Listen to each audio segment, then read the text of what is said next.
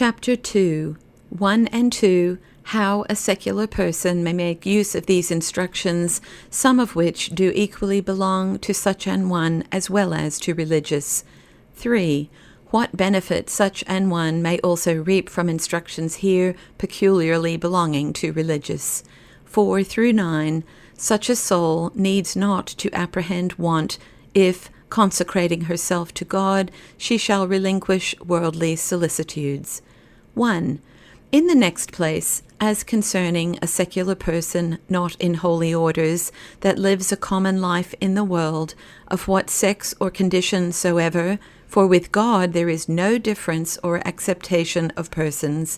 to whom the divine Spirit shall have given an effectual call to seek God in these internal ways of contemplation, yet so is that they do not find themselves obliged to forsake a secular profession and to embrace a religious life, of which state the person, perhaps being married or otherwise hindered, is not capable, or, however, finds no inclination thereto. Such a soul may make benefit also of these instructions, though purposely written for religious, inasmuch as many of them do generally belong to all persons tending to perfection, and those that seem more peculiar to religious, yet with some qualifications and applications, such as ordinary discretion will teach, these instructions also may afford unto them some good help and useful benefit. And for that purpose they may do well to take into their consideration and apply unto their own advantage in practice these following advices. 2. A devout soul, therefore, being inspired by God to such a course and living in the world, ought to conceive herself obliged as truly and as properly, though not altogether equally, as any of a religious profession, to the practice of these substantial and essential duties and instructions following, viz. 1. A strong resolution, notwithstanding any contradictions and difficulties, to pursue, by the divine assistance, the ways tending to contemplation.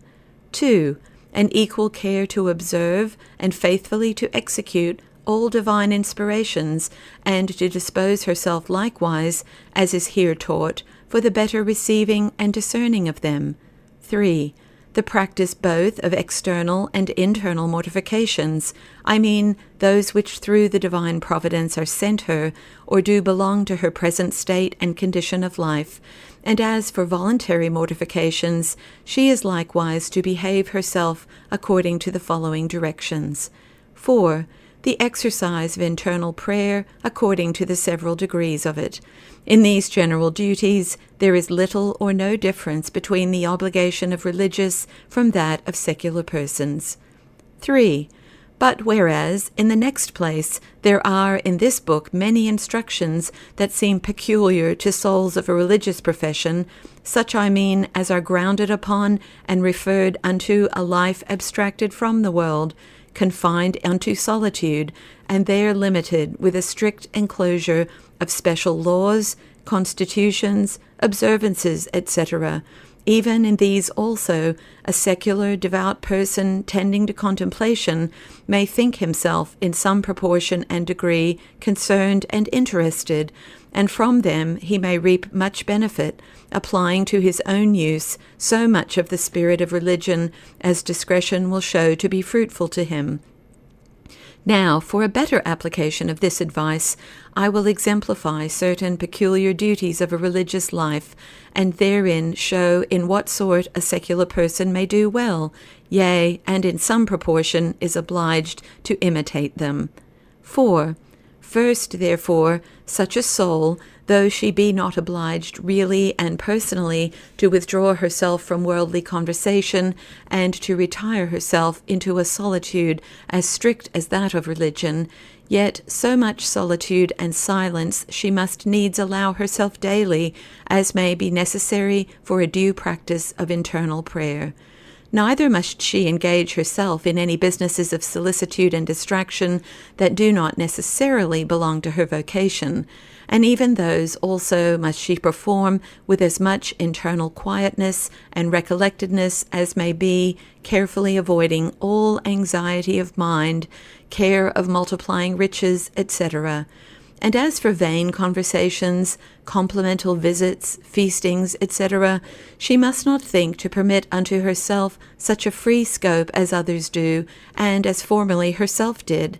But she must set a greater value upon her precious time, as much whereof as she can borrow from the necessary employments of her calling ought to be spent upon the advancing of her spirit in the way of contemplation. And she indeed will find the great inconveniences that do attend vain conversations, as dissipation of thoughts, engagements in new unnecessary affairs, sensual friendships, etc., all which she ought carefully to prevent and avoid.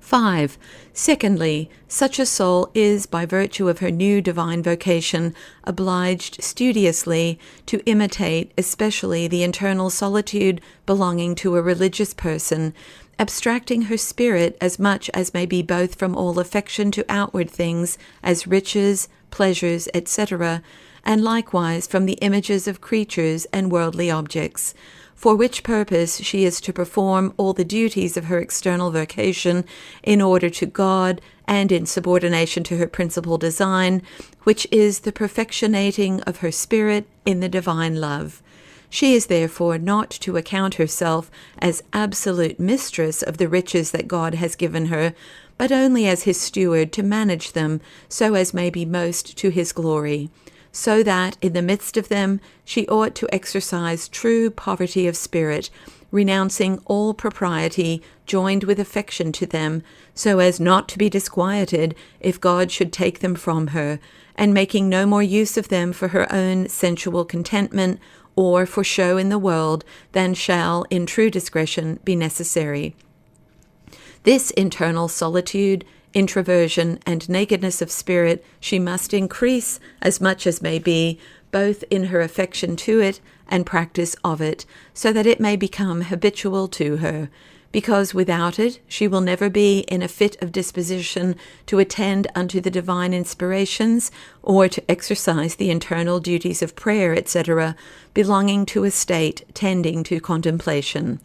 6. Thirdly, in conformity to religious obedience, she is to behave herself to all those in the world whom God hath set over her with a most profound submission of spirit, obeying them, or rather God in them, with all purity of intention. And moreover, she is, at the first especially, to put herself under the government of a spiritual director, if such an one be to be had, who is to teach her how she may discern the exercises of prayer and mortification proper for her.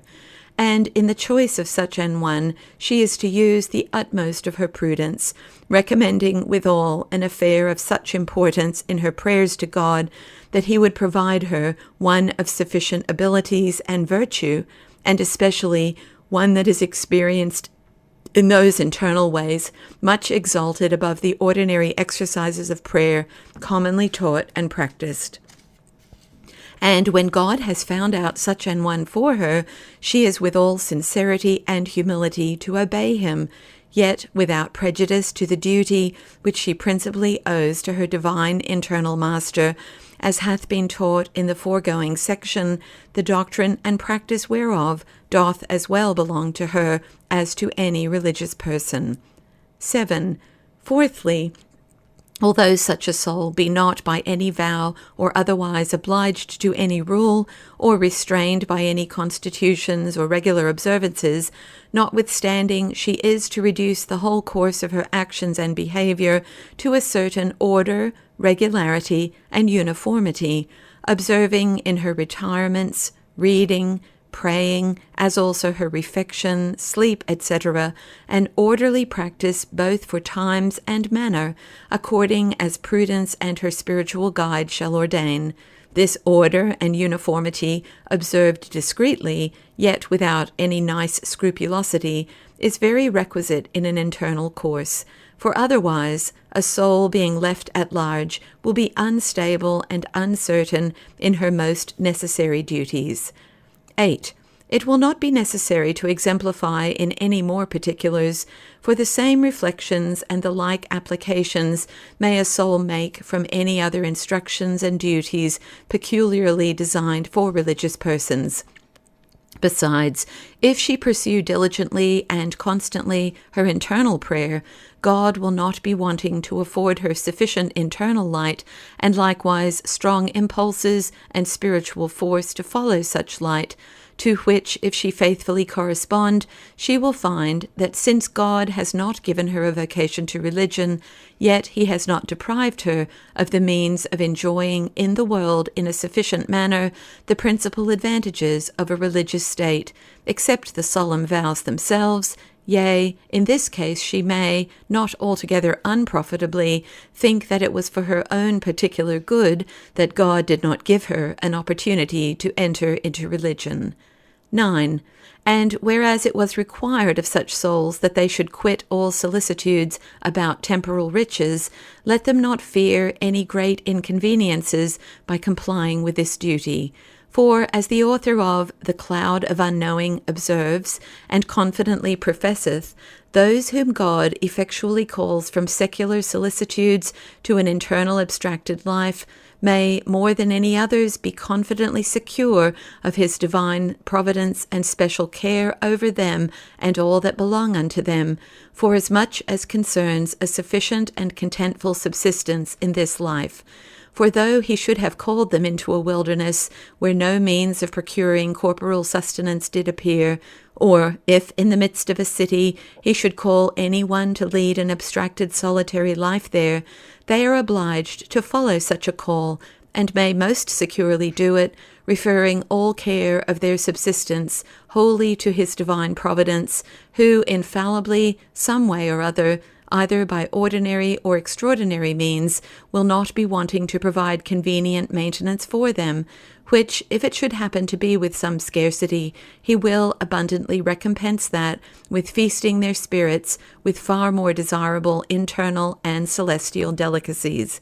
And examples of God's wonderful care over such peculiar servants of his are plentifully afforded us in ecclesiastical history, both ancient and modern, so that to the end of the world that will appear to be a most approved truth, which the psalmist so long since delivered, divites egerunt et esurierunt inquirentes autem dominum non minutur omni bono, that is, the rich in the world have been brought to want and hunger, but such as truly seek our Lord shall not be unprovided of any kind of good things.